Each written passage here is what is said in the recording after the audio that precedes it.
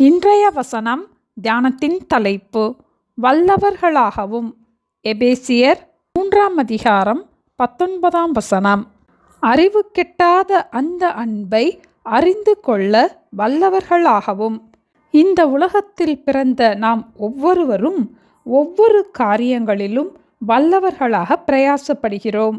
வேதத்தில் நாம் எவற்றிலெல்லாம் வல்லவர்களாக வேண்டும் என்று குறிப்பிட்டுள்ள 2 காரியங்களை தியானிப்போம். முதலாவதாக எபேசியர் 3:19 பவுல் இவ்வாறு ஜெபிக்கிறார்: அறிவு கெட்டாத அந்த அன்பை அறிந்து கொள்ள வல்லவர்களாகவும். அறிந்து கொள்ள என்பதற்கு மூல பாஷையாகிய கிரேக்க பாஷையிலே இது மூளை அறிவினால் அல்ல, அனுபவத்தின் மூலமாக அறிந்து கொள்ள வேண்டும் என்று குறிப்பிடப்பட்டுள்ளது. முந்தின வசனத்தில் கிறிஸ்துவினுடைய அன்பின் அகலமும் நீளமும் ஆழமும் உயரமும் இன்னதென்று உணர்ந்து என்று வாசிக்கிறோம். இயேசு கிறிஸ்துவின் அன்பிற்கு அகலமோ நீளமோ ஆழமோ உயரமோ கிடையாது. ஆம், அநாதி சிநேகத்தால் உன்னை சிநேகித்தேன் என்று எரேமியா 31:3 நாம் வாசிக்கிறோம். இயேசு கிறிஸ்து நம்மேல் வைத்த அன்பு கால வரம்பற்றது, நித்தியமானது, எல்லையற்ற அன்பாகும்.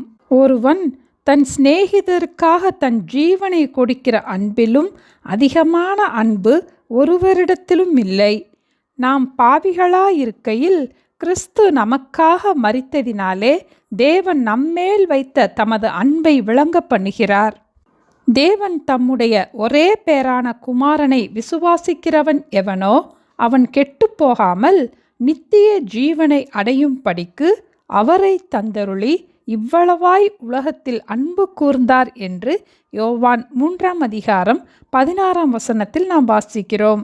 இவ்வளவாய் நம்மில் அன்பு கூர்ந்தார் என்று அந்த அன்பின் அளவை பற்றி குறிப்பிடப்படவில்லை. ஆண்டவர் நம்மேல் காட்டின அன்பு எல்லையற்ற அன்பு. நாம் தேவனுடைய பிள்ளைகள் என்று அழைக்கப்படுவதினாலே பிதாவானவர் நமக்கு பாராட்டின அன்பு எவ்வளவு பெரிதென்று பாருங்கள் என்று 1 யோவான் 3:1 நாம் வாசிக்கிறோம். ஆண்டவர் நம்மேல் வைத்த அன்பு எவ்வளவு பெரியது என்று அளவு குறிப்பிடப்படவில்லை. இயேசு கிறிஸ்து நம்மேல் காட்டின அன்பு அளவிட முடியாத அளவுக்கு பெரிதான அன்பாகும். பூமிக்கு வானம் எவ்வளவு உயரமாயிருக்கிறதோ அவருக்கு பயப்படுகிறவர்கள் மேல் அவருடைய கிருபையும் அவ்வளவு பெரிதாயிருக்கிறது. மேற்குக்கும் கிழக்குக்கும் எவ்வளவு தூரமோ அவ்வளவு தூரமாய் அவர் நம்முடைய பாவங்களை நம்மை விட்டு விலக்கினார் என்று 103 சங்கீதம் 11-12 நாம் வாசிக்கிறோம்.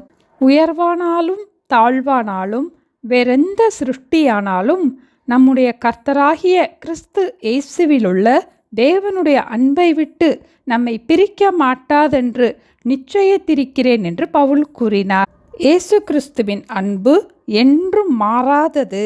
எந்த நிலைமையில் நாம் இருந்தாலும் நம்மை உள்ளன்போடு நேசித்து நம்மை அரவணைத்து நம்மை அன்போடு ஏற்றுக்கொள்கின்ற கல்வாரி அன்பாகும்.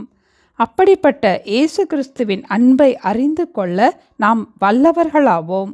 இரண்டாவதாக ரோமர் 4:21 தேவன் வாக்குத்தத்தம் பண்ணினதை நிறைவேற்ற வல்லவராயிருக்கிறார் என்று முழு நிச்சயமாய் நம்பி தேவனை மகிமைப்படுத்தி விசுவாசத்தில் வல்லவனானான் என்று வாசிக்கிறோம். இயேசு கிறிஸ்துவை விசுவாசிப்பதில் நாம் வல்லவர்களாவோம். கர்த்தர் ஆபிரகாமை அழைத்த போது 70 வயதாயிருந்த ஆபிரகாமுக்கு, நான் உன்னை பெரிய ஜாதியாக்கி உன்னை ஆசீர்வதித்து உன் பேரை பெருமைப்படுத்துவேன், நீ ஆசீர்வாதமாய் இருப்பாய் என்று கூறினார். ஆனால் ஆபிரகாமுக்கோ குழந்தை இல்லை. கர்த்தர் ஆபிரகாமிடம், நீ வானத்தை அண்ணாந்து பார், நட்சத்திரங்களை எண்ணக்கூடுமானால் அவைகளை எண்ணு, உன் சந்ததி இவ்வனமாயிருக்கும் என்று கூறினார். ஆபிரகாம் அநேக ஜாதிகளுக்கு தகப்பனாவதை நம்புகிறதற்கு ஏதுவில்லாதிருந்தும் அதை நம்பிக்கையோடே விசுவாசித்தான். ஆபிரகாம் விசுவாசத்தில் பலவீனமாய் இருக்கவில்லை. ஆபிரகாமுக்கு 100 வயதானது. தன்னுடைய சரீரம் செத்து போனதையும் சாராளுடைய கற்பம் செத்து போனதையும் எண்ணாதிருந்தான்.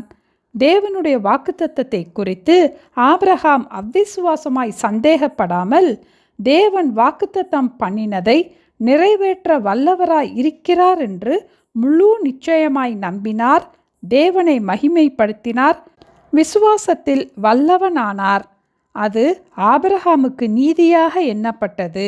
அது ஆபிரகாமுக்கு மாத்திரமல்ல, நமக்காகவும் எழுதப்பட்டிருக்கிறது.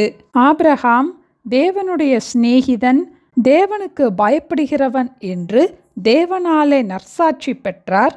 விசுவாசிகளின் தகப்பன் என்று அழைக்கப்பட்டார். நாமும் எந்த சூழ்நிலையில் இருந்தாலும் இயேசுவை மறுதலிக்காமல் இயேசுவை விசுவாசிப்பதில் நிலைத்திருப்போம். இயேசுவின் மேல் வைத்த விசுவாசத்தில் உறுதியாயிருப்போம். ஒவ்வொரு நாளும் விசுவாசத்தில் வல்லவர்களாவோம். ஜெபிப்போமா? எங்களை நேசிக்கிற எங்கள் அன்பின் ஆண்டவரே, அறிவு கெட்டாத இயேசு கிறிஸ்துவின் அன்பை அறிந்து கொள்ள நாங்கள் வல்லவர்களாகும்படி எங்களுக்கு அனுக்கிரகம் பண்ண வேண்டுமாய் ஜெபிக்கிறோம் அப்பா. அநாதி சிநேகத்தால் எங்களை சிநேகிக்கிற இயேசு கிறிஸ்துவின் அன்பை அறிந்து கொள்ள எங்களுக்கு கிருபை தர ஜெபிக்கிறோம் அப்பா.